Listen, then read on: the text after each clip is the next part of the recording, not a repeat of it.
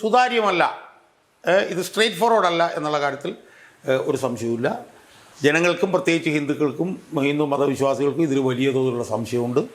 UDF സർക്കാരിനെ സംബന്ധിച്ചിടത്തോളം ശബരിമല പെരുങ്കൊള്ള ഇപ്പോൾ അവരുടെ അജണ്ടയിൽ ഇല്ല എന്ന് അവരെ അധികാരത്തിൽ കയറ്റിയ ഹിന്ദു സമുദായം മനസ്സിലാക്കണം. നമസ്കാരം. ശബരിമല സ്വർണ്ണക്കൊള്ള ഉയർന്നു വന്നത് 2025 സെപ്റ്റംബറിലാണ്. അതിനുശേഷം പല നാടകങ്ങളും നമ്മൾ കണ്ടതാണ്. പക്ഷേ ഇപ്പോൾ UDF അധികാരത്തിൽ വന്നു. അപ്പോഴെങ്കിലും ഒരു മാറ്റം വരുമെന്ന് പ്രതീക്ഷിച്ചു.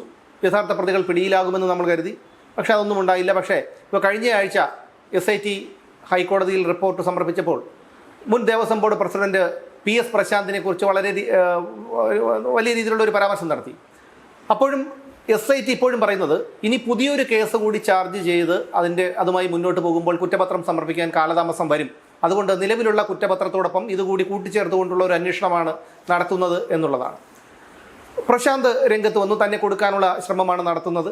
മുഖ്യമന്ത്രി VD സതീശൻ ഉൾപ്പെടെ പറഞ്ഞു തന്നെ ദേവസ്വം ബോർഡ് പ്രസിഡന്റിന്റെ സ്ഥാനത്ത് നിന്ന് എടുത്തു മാറ്റണമെന്നൊക്കെ പറഞ്ഞുകൊണ്ട് പ്രശാന്തും സ്വയം ന്യായീകരിച്ചുകൊണ്ട് രംഗത്തെത്തി. പക്ഷേ ഇപ്പോഴും പ്രശാന്ത് സംരക്ഷിക്കപ്പെടുന്നത് അത് മുതിർന്ന CPM നേതാക്കളുടെ ഒരു ഇടപെടൽ കൊണ്ടാണ് എന്ന് സ്പഷ്ടമായിട്ടുള്ള ഒരു കാര്യമാണ്. അതുപോലെ തന്നെയാണ് നമ്മൾ എടുത്തു പറയേണ്ട ഒരു കാര്യം. ഈ കഴിഞ്ഞ മെയ് 1-ാം തീയതി മുഖ്യമന്ത്രി VD സതീശൻ, അദ്ദേഹം മുഖ്യമന്ത്രിയല്ലായിരുന്നു, മുഖ്യമന്ത്രി VD സതീശൻ ചാർട്ടേഡ് ഫ്ലൈറ്റിൽ മംഗലാപുരത്തേക്കൊരു യാത്ര നടത്തിയപ്പോൾ ശബരിമല സ്വർണ്ണക്കൊള്ള കേസിൽ SIT ചോദ്യം ചെയ്ത് വിട്ടയച്ച രജികുമാറും ഒപ്പമുണ്ടായിരുന്നു. സൗകര്യപൂർവ്വം നമ്മുടെ മാധ്യമങ്ങളൊക്കെ അത് മറക്കുകയാണെങ്കിലും നമുക്കത് മറക്കാൻ കഴിയില്ല. അപ്പോൾ എന്താണ് ഇപ്പോഴും ഈ ശബരിമല വിഷയത്തെ ഇപ്പോഴും മറച്ചു പിടിക്കാൻ മറ്റു പല വിഷയങ്ങളും കൊണ്ടുവന്ന് ജനശ്രദ്ധയും മാധ്യമശ്രദ്ധയും അങ്ങോട്ടേക്ക് മാറ്റുന്ന ഒരു പ്രവണത വരുന്നുണ്ട്. പ്രശാന്ത് അറസ്റ്റ് ചെയ്യപ്പെടുന്നില്ല. പ്രശാന്തിനോടൊപ്പമുള്ളവരൊക്കെ അറസ്റ്റ് ചെയ്യപ്പെട്ടു. അപ്പോൾ പ്രശാന്ത് മാത്രം സംരക്ഷിക്കുന്നത് എന്തിനാണ് എന്നുള്ളത് മാത്രമല്ല, ഈ കേസിനെ ഇനി ഇതെങ്ങനെ മുമ്പോട്ട് പോകുന്നതാണ്. അല്ല, പ്രശാന്ത് സംരക്ഷിക്കപ്പെടുന്നു എന്നുള്ളതൊരു പ്രധാനപ്പെട്ട വിഷയമാണ്, അത് നമ്മൾ ചർച്ച ചെയ്യേണ്ടതാണ്. പക്ഷേ എനിക്ക് ചർച്ച ചെയ്യാനുള്ള പ്രധാനപ്പെട്ട വിഷയം എന്ന് പറഞ്ഞാൽ ഈ ശബരിമല പെരുങ്കൊള്ള എന്ന് പറഞ്ഞ ഈ വിഷയം, അതിലെ അന്വേഷണം അത് അട്ടിമറിക്കപ്പെടുന്നു എന്നുള്ളതാണ് പ്രധാനപ്പെട്ട വിഷയം. അതിൻ്റെ ഭാഗമാണ് ഈ PS പ്രശാന്ത് അറസ്റ്റ് ചെയ്യപ്പെടാത്തത് എന്നുള്ളതാണ് എൻ്റെ വാദം. നമ്മളിതിനു മുമ്പ് പലപ്പോഴും ചർച്ച ചെയ്തിട്ടുള്ളതാണ്. ഈ ഗവൺമെന്റ് അധികാരത്തിൽ വരാനുള്ള അടിത്തറ പാകിയത് ശബരിമല പെരുങ്കൊള്ളക്കെതിരായിട്ട് ഇവരെടുത്തിട്ടുള്ള സമീപനമാണ്. കഴിഞ്ഞ ഡിസംബർ 2025 ഡിസംബർ 9-നും 11-നും നടന്ന പഞ്ചായത്ത് തെരഞ്ഞെടുപ്പിൽ ഒരു പ്രതീക്ഷയ്ക്ക് വകയുമില്ലാതിരുന്ന UDFന് വലിയ വിജയം ഉണ്ടായതിൻ്റെ ഏക കാരണം എന്ന് ഞാൻ പറയും. ഏക കാരണം ശബരിമല പെരുങ്കൊള്ള. ആ പഞ്ചായത്ത് തെരഞ്ഞെടുപ്പിൽ UDF പോലും ശക്തമായി ശബരിമല പെരുങ്കൊള്ള ഒരു തെരഞ്ഞെടുപ്പ് വിഷയമായി ഉന്നയിച്ചിരുന്നില്ല. എന്നാൽ പഞ്ചായത്ത് തെരഞ്ഞെടുപ്പിൽ ശബരിമല പെരുങ്കൊള്ള തങ്ങളെ സഹായിച്ചു എന്ന് മനസ്സിലാക്കിയതിനെ തുടർന്ന് ഇവർ നിയമസഭാ തെരഞ്ഞെടുപ്പ് വന്നപ്പോൾ അതിശക്തമായി ആ പാട്ട് ഉൾപ്പെടെയുള്ളത് ഉപയോഗിക്കുകയും അതിശക്തമായി അവർ ആ വിഷയം റേസ് ചെയ്യുകയും ഹിന്ദു സമുദായത്തിൻ്റെ വലിയ പിന്തുണ ഇവർക്ക് കിട്ടുകയും ചെയ്തു. പത്തനംതിട്ട പോലുള്ള ജില്ലകൾ, തിരുവനന്തപുരം പോലുള്ള ജില്ലകളിലൊക്കെ വലിയ പിന്തുണ ഇവർക്ക് ഹിന്ദു സമുദായത്തിന് കിട്ടി. കാരണം ചില ഹിന്ദു സമുദായത്തിൻ്റെ മഹാക്ഷേത്രമാണ് ശബരിമല. ആ ശബരിമലയിൽ നിന്നാണ് ഈ കൊള്ള നടന്നത്. ആ കൊള്ളയ്ക്ക് കൂട്ടുന്നത് CPMകാരാണ് എന്നുള്ള നിലയിൽ ആണ് ഹിന്ദു സമുദായം അതിനോട് പ്രതികരിച്ചത്. നമ്മൾ തിരിഞ്ഞു നോക്കിയാൽ നമുക്ക് കാണാം, തിരഞ്ഞെടുപ്പ് നടക്കുന്ന സമയത്തും CPMൻ്റെ നേതാക്കന്മാരുടെ പ്രധാനപ്പെട്ട ഒരു മുദ്രാവാക്യം എന്ന് പറഞ്ഞാൽ ശബരിമല പെരുങ്കൊള്ള അന്വേഷിക്കും, അതിൽ പ്രതികളെ ശിക്ഷിക്കും എന്നൊക്കെ പറഞ്ഞിട്ട് അവരുടെ പ്രകടനപത്രികയിൽ പോലും അതൊക്കെ എഴുതി വെച്ചിട്ടുണ്ടെന്നാണ് ഞാൻ കേൾക്കുന്നത്. എന്നാൽ ഇപ്പോൾ അധികാരത്തിൽ വന്ന് 2 മാസം ഇപ്പം നമ്മൾ ഓർക്കുന്നുണ്ടാവും, അതായത് VD സതീശനൊക്കെ ശബരിമല പെരുങ്കൊള്ളയുമായി ബന്ധപ്പെട്ടുകൊണ്ട് അതിശക്തമായിട്ടുള്ള പ്രസ്താവനകളാണ് ഈ തെരഞ്ഞെടുപ്പ് പ്രചരണ കാലഘട്ടത്തിലൊക്കെ നടത്തി. ഇപ്പോൾ അധികാരത്തിൽ വന്ന് 2 മാസം കഴിയാൻ പോകുന്ന ഈ സാഹചര്യത്തിൽ ശബരിമല പെരുങ്കൊള്ളയിലെ പ്രതികളെ ശിക്ഷിക്കും, അതിൽ ഞങ്ങൾ വളരെ കമ്മിറ്റഡായിട്ട് ഇടപെടും എന്നുള്ള ഒരു വാചകം ഈ മുഖ്യമന്ത്രിയുടെ വായിൽ നിന്ന് കഴിഞ്ഞ 2 മാസത്തിനിടയിൽ ഒരു തവണയെങ്കിലും വന്നിട്ടുണ്ടോ? ഒരു തവണയെങ്കിലും വന്നിട്ടുണ്ടോ? 1-2 തവണ അതിനെക്കുറിച്ചിട്ട് പറഞ്ഞത് എന്ന് പറയാമെങ്കിൽ വേണമെങ്കിൽ അത് ദേവസ്വം മന്ത്രിയാണ്.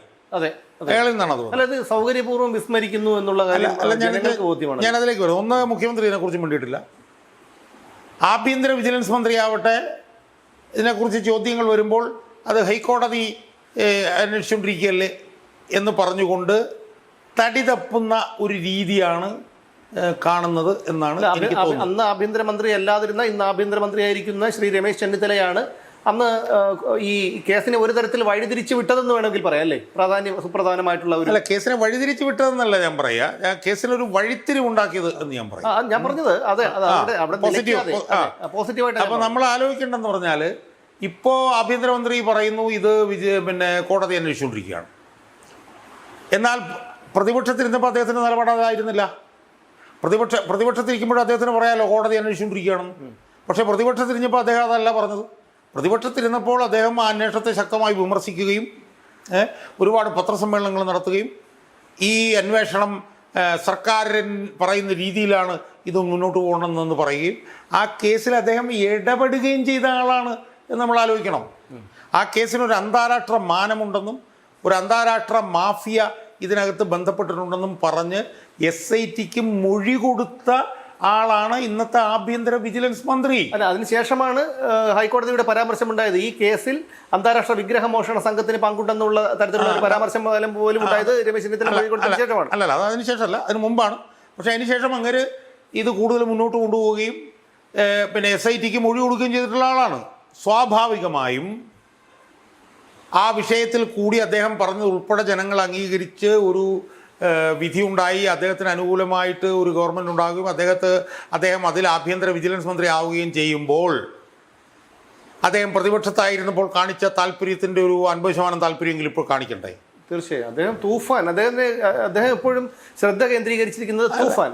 അല്ല, ഞാൻ അതിലൊന്നും അത് നമ്മൾ പറയാതെ പോകാൻ കഴിയില്ല.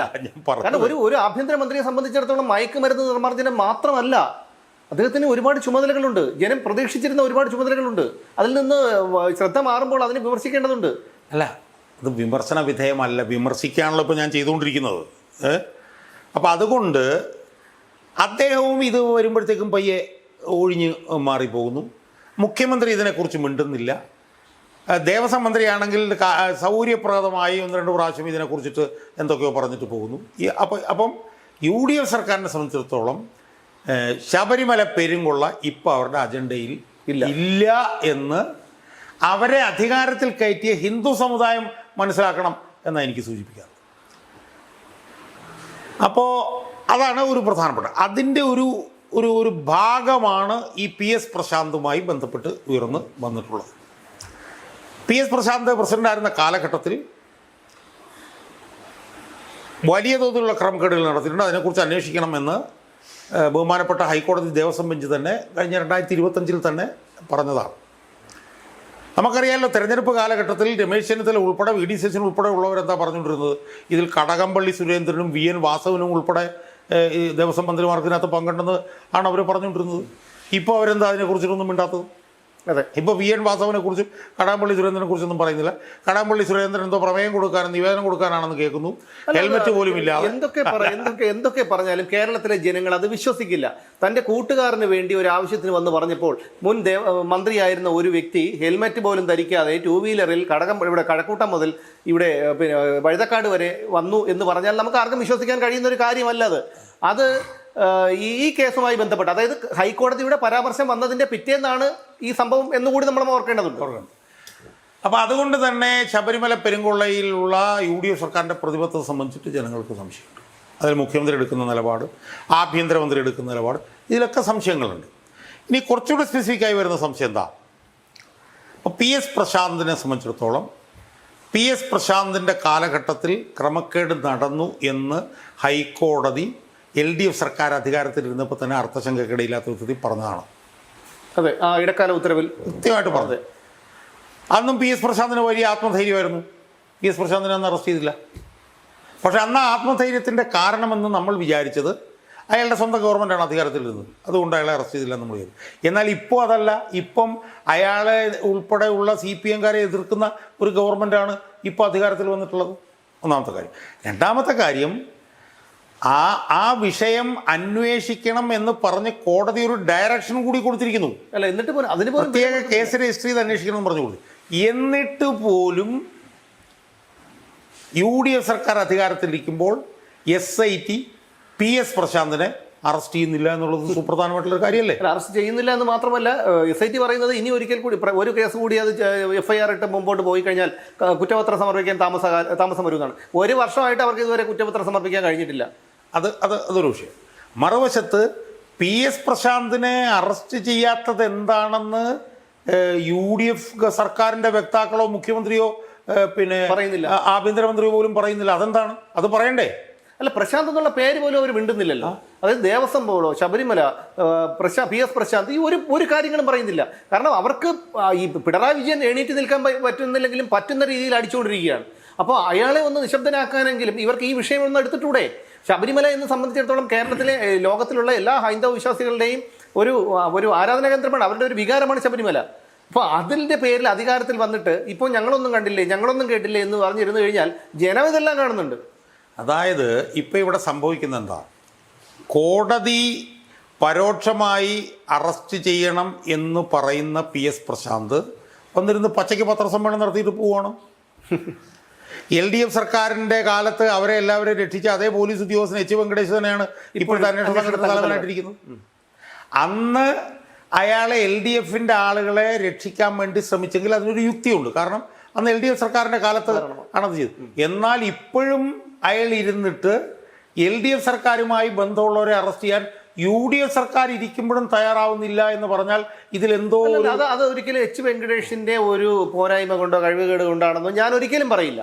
കാരണം അന്ന് ഈ വിഷയത്തിൽ ഒരു കർശനമായ നിലപാടെടുത്ത വ്യക്തി രമേശ് ചെന്നിത്തലയാണ്, ഇപ്പോഴത്തെ ആഭ്യന്തരമന്ത്രി.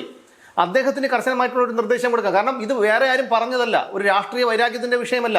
ഇത് ഹൈക്കോടതി തന്നെ പ്രശാന്തിനെ കുറിച്ച് പരാമർശിച്ച് കേസ് എടുക്കണമെന്ന് നിർദ്ദേശിച്ചതാണ്. എന്നിട്ട് പോലും പ്രശാന്തിനെ അറസ്റ്റ് ചെയ്യാതെ വരുമ്പോൾ നമുക്ക് തോട്ടൻ്റെ അഴിമതി കേസിലെ ചന്ദ്രശേഖരനുമായി ഇതിനെ താരതമ്യപ്പെടുത്തേണ്ടി വരും. അല്ല, ഞാൻ പറഞ്ഞത് അത്രയും വേണ്ട, അത്രയും നമ്മൾ പോകണ്ട. എന്നാലും ഇത് ഒരു സുതാര്യമല്ല, ഇത് സ്ട്രെയിറ്റ് ഫോർവേഡ് അല്ല എന്നുള്ള കാര്യത്തിൽ ഒരു സംശയവുമില്ല. ജനങ്ങൾക്കും പ്രത്യേകിച്ച് ഹിന്ദുക്കൾക്കും ഹിന്ദു മതവിശ്വാസികൾക്കും ഇതിൽ വലിയ തോതിലുള്ള സംശയമുണ്ട്. അതുകൊണ്ട് ഇത് തിരുത്തുമോ എന്നുള്ളത് ജനങ്ങളും ഹിന്ദു മതവിശ്വാസികളും നോക്കും. തിരുത്തിയില്ലെങ്കിൽ അവർക്ക് അടുത്ത അവസരം കിട്ടുമ്പോഴത്തേക്ക് തിരുത്താത്തവനിട്ട് ഇതുപോലെ തന്നെ അവർ അടി കൊടുക്കും. ഈ അവസരത്തെ നമുക്ക് പറയാം. അല്ല, അത് മാത്രമല്ല, ഇപ്പോൾ CPM-കാരെ തന്നെ ഈ ഇടത് സൈബർ ഇടങ്ങളിൽ പ്രചരിപ്പിക്കുന്ന ഒരു കാര്യമുണ്ട്. അവർ പറഞ്ഞ ഒരു കാര്യം അത് നമുക്ക് തീർത്തും ന്യായമാണെന്ന് തോന്നും.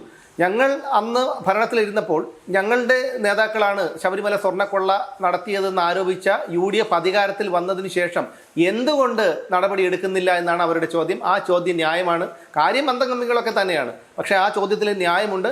ഈ UDF-കാർ ഒരു കാര്യം മനസ്സിലാക്കണം, PS പ്രശാന്ത് കോൺഗ്രസിൽ നിന്ന് മറുകണ്ഠം ചാടി CPM-ലെത്തിയ ഒരാളാണ്. ആ PS പ്രശാന്തിനെ ഈ തിരുവിതാംകൂർ ദേവസ്വം ബോർഡ് പ്രസിഡന്റ് എന്നുള്ള ഒരു താക്കോൽ സ്ഥാനത്ത് നിരവധി CPM നേതാക്കൾ ഉണ്ടായിട്ടും അവരെ ഒന്നും നിയമിക്കാതെ PS പ്രശാന്തിനെ നിയമിച്ചിട്ടുണ്ടെങ്കിൽ അതിൽ വ്യക്തമായിട്ടുള്ള കാരണമുണ്ട്, അതിൻ്റെ പിന്നിൽ വ്യക്തമായ ഇടപെടലുകളുണ്ട്. ആ ഇടപെടലുകളാണ് ഇപ്പോഴും PS പ്രശാന്തിനെ സംരക്ഷിച്ചു കൊണ്ടിരിക്കുന്നത്. ഒരു കാര്യം ഞാൻ ഉറപ്പിച്ച് പറയാം, ശബരിമല സ്വർണ്ണക്കൊള്ള കേസ് അട്ടിമറിക്കപ്പെട്ടിരിക്കുന്നു. അതിന് എങ്ങനെയൊക്കെ ന്യായീകരിച്ചാലും എങ്ങനെയൊക്കെ വെള്ളപൂശാൻ ശ്രമിച്ചാലും അത് അങ്ങനെയല്ല, അതാകുന്നില്ല. പക്ഷേ ജനം ഇതെല്ലാം കണ്ടുകൊണ്ടിരിക്കുകയാണെന്ന് ബന്ധപ്പെട്ടവർ ഓർത്താൽ അത് നല്ലത്.